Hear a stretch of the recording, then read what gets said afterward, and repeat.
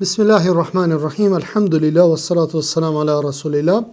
Vllazërit të nderuar, jemi te libri Rruga e Priftit në Islam. Kemi trajtuar një prift që ka pranuar Islamin. Sonte në përfundim e sipër të librit janë disa priftrinje që tregojnë historinë e tyre që kanë pranuar Islamin.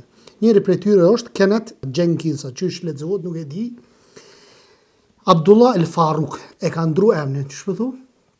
Jenkins, okay. Abdullah El Farouk është ish klerik dhe e pror i kishës, ai mes tjerash parashtron. Edhe e tregon, domethënë ngjarjen se si ka ndodhur pranimi i Islamit të tij. Thot sa isha klerik, sa isha domethënë thirrs në rrugën e krishtere, u mundoja thot mi nxjerr njerëzit nga drita, nga errësira në dritë sipas krishtenizmit. Domethënë edhe jepja ligjërata. Thot, pasi kam pranuar Islamin, e kam porthur shumë të nevojshme të ndihmoj gjithë ata njerëz të cilët akoma nuk e kishin pranuar Islamin. Thonë, para mendo, ky mas pari ka qenë klerik edhe ka thirrë në rrugën e krishtenizmit, mirë po në momentin kur e ka studiu Biblën mirë, e ka stërhollu kështu mirë çështjet e verseteve të Biblës, ka deshtë Allahu subhanahu wa taala e ka pranuar. Edhe pse kur e ka studiu Biblën e ka pas një lloj parandjenje për Biblën që ka ndryshime Bibla. Në mesin, domethënë të verseteve. Për atë arsye ka deshtë Allahu subhanahu wa taala edhe udhëzu. Thotë falenderoj Allahun subhanahu wa taala që më ka dhuruar mëshirën me mëshirën e tij, duke mi zbukuruar bukuritë e Islamit, edhe mi ka zbuluar bukuritë e Islamit, dhe thot po ashtu të cilët na i ka mësuar Muhamedi alayhi salatu wassalam. Po ashtu e falenderoj Allahun subhanahu wa taala që nëpërmjet Sheh bin Bazit unë e kam pranuar Islamin.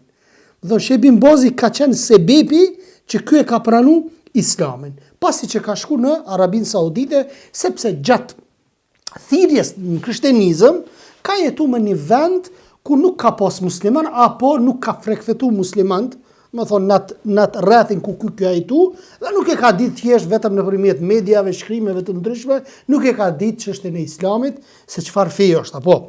Thot shkaktari ishte Sheh bin Bazi rahimahullahu taala, ka dhe shumë tjerë të cilët më kanë dhënë guxim dhe dije, por nuk po i numëroj të gjithë, apo se ka mundësi në njërin thot me harru edhe mos mimit hatre, apo.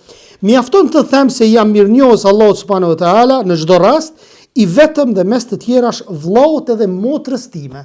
Edhe ata i kanë ndihmuar në këtë rrugtim me një aspekt.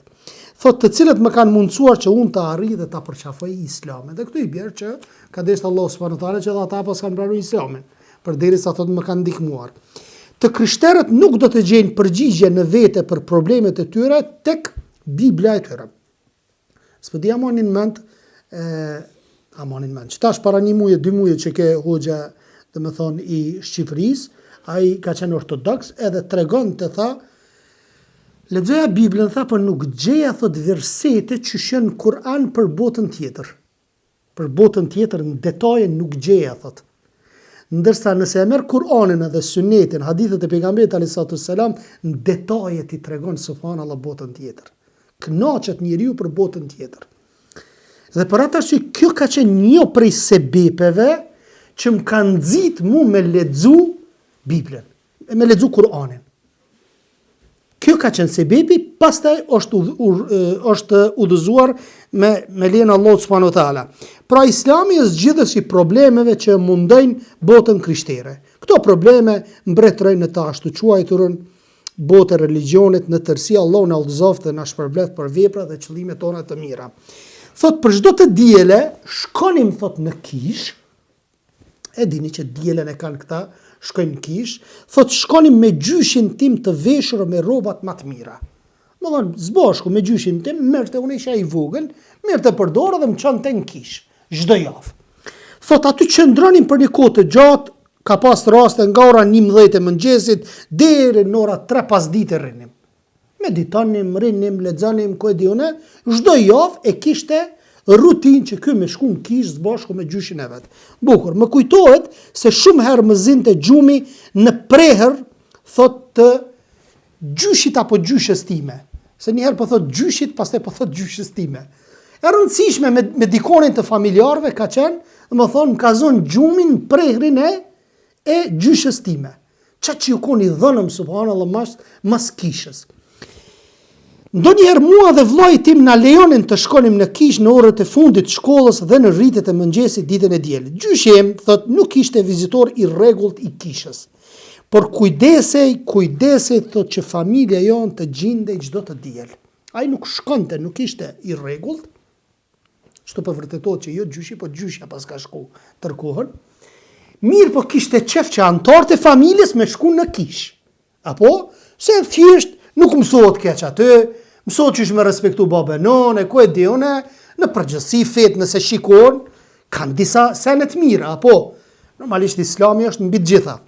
Pastaj thot, gjyshi im nuk ishte vizitor rregullt i kishës siç tham, por kujdese që familja jon të gjindej atje për çdo të diel, pak më vonë ajo sëmur nga hemoragjia cerebrale. Domethënë gjakderdhi në tru.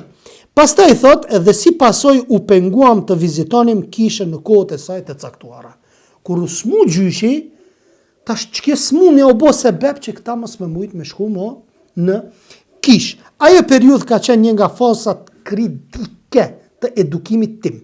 Më ka qenë ajo fazë ku unë ka mundësi me deviju krejt, me dalë edhe prej kishës. Se normalisht është ajo periudha pubertetit, adoleshencës, ku njeriu, ku fëmia mundet mu ndiku edhe me deviju, sidomos moshën 12, 13, 14, deri 6-17 vjeç, është një periudhë shumë e rrezikshme ku duhet mi shiku fëmijët dhe duhet mi eduku, mi rujt, sepse dalin. Na kemi plot fakte kemi, edhe plot dëshmi kemi të disa vllaznive që në moshën 10, 11, 12 vjeç kanë qenë shumë të fuqishëm në kontekstin e kemi pas derë në xhami kanë me vllazni, mirë po me kalimin e kohës, kur ka hyrë ajo periudhë, nuk i ka nejt dikush mbi koka, kanë deviju. Ka dalë, mëse jo shumë problem, mu rikthy edhe një herë në fen Allah subhanahu wa taala. Për një kohë të gjatë isha mjaft i lirë nga të shkuarit në kishë, por her pas herë e ndjeja një farë nxitje që të shkoj për qefin tim, dhe kur isha 16 vjeç fillova të shkoj prap në kishë. E arriti 16, dhe më thonë atë periudhën s'ka shku, periudhën ma kritike. Kur i boni 16 vjet, ja nisi me shku prap në kishë, bukur. Thot tek një mik i babait i cili ka qenë famultar. Thot më vonë si student i kolegjit isha krenar të vizitoja kishën. Të gjithë kishin shpresa tek on. I kishte dhënë Allah subhanahu wa taala këtij një lloj oratorie, po dhe domethënë njeriu që është hulumtues, kishte qef me hulumtu dhe filloi të ligjeronte. Dhe e doni njerëzit, ligjeronte, se dikush Allah azza wa jall i ka dhënë oratori, i ka dhënë artikulim të fjalëve apo elokuencë në shprehjet e tyre, edhe të njëjtën gjë, domethënë ja ka dhënë edhe këtij Allah subhanahu wa taala në çështjet e artikulimit të fjalëve. Pastaj thot, prej asaj kohe fillova të mbaj ligjërata dhe shpejt arrita të bëm shumë i njohur. Kam qenë thot dogmatik ekstrem.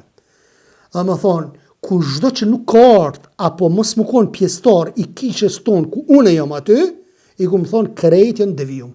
Dalëm mbi ves. Më thon që kjo kisha është drita në të cilën gjendet rruga e drejtë. Po serdhen në këtë kishë me këtë dogmë, unë që e kam me këtë akide me një aspekt që e kam unë, nuk pranohet tek Zoti. Më thon ne jemi në rrugën e drejtë edhe ka qenë fanatik në atë. Pastaj thot, në vetmi meditoja dhe lusja Zotin të më udhëzoj në besim të drejtë dhe të më falë për çfarë do që kisha vepruar gabim. Kur nuk kam pas rastin me taku thot musliman. S'kum taku musliman kur.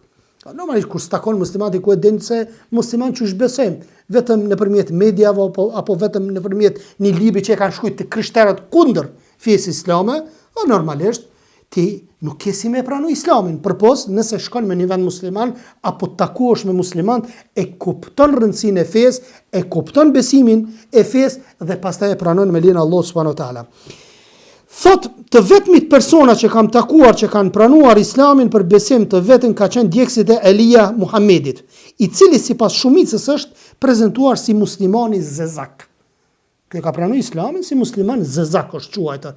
Edhe pse ju e dini për shembull vonë në Amerikë, zezakt kanë qenë si një komunitet dytësor.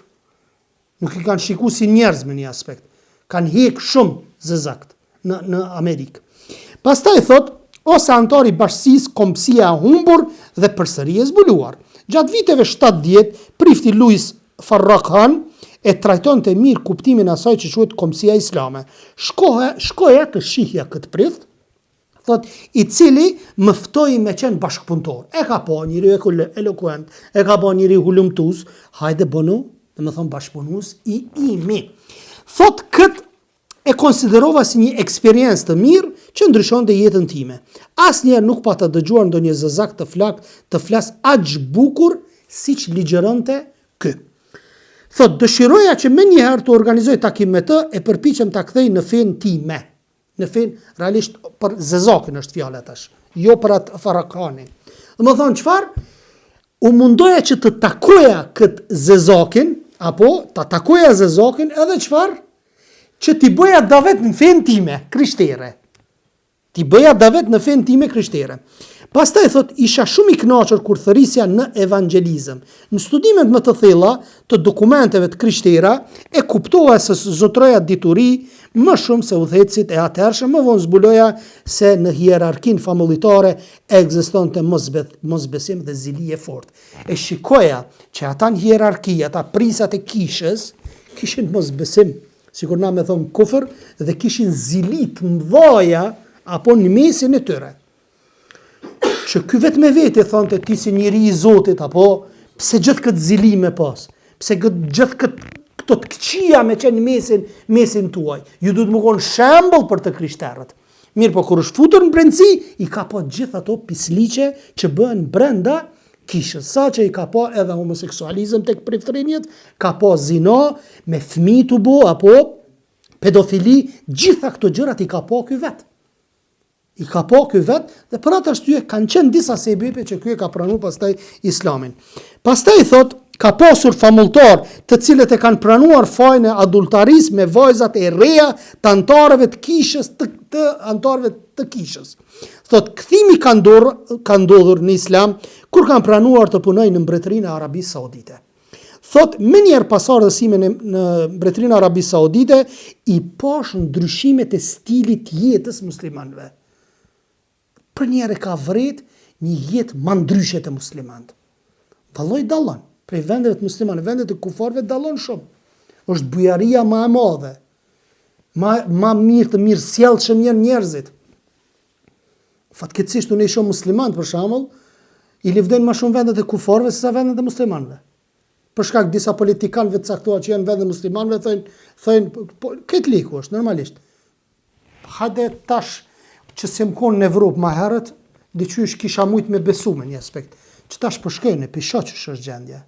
Atje veç pak me ngritë zërin për te i asaj, edhe mrenda që je, në gjami, që e kanë bosi gjami si me zgjit, veç e lajmëron policin apo dikonin, ta mshel. Ku e kiti drejtën e thirrjes e zanit?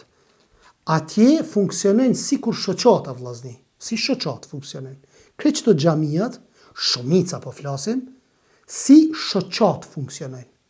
Dhe aty, kur ta merr letrën si shoqat, duhet me cek me thonë e kemi një dhomë faljeje, që i krym rritet fetare, sepse jemi musliman, i krym disa shërbime, por njëkohësisht e kemi edhe dhomën e faljes, e në kuadër që saj pike, ata e falin namazin. Po, kulturë hesabi. Shekh Albani shumë mirë ju thot, drejta, thot a i lonë me thirë zonin si lojnë, qëfar drejta e? Quk qërnë në Prizren ju ku thirë zoni sabat, ushton në Prizreni. A ki qëto në vendet e kufarve? Se ki.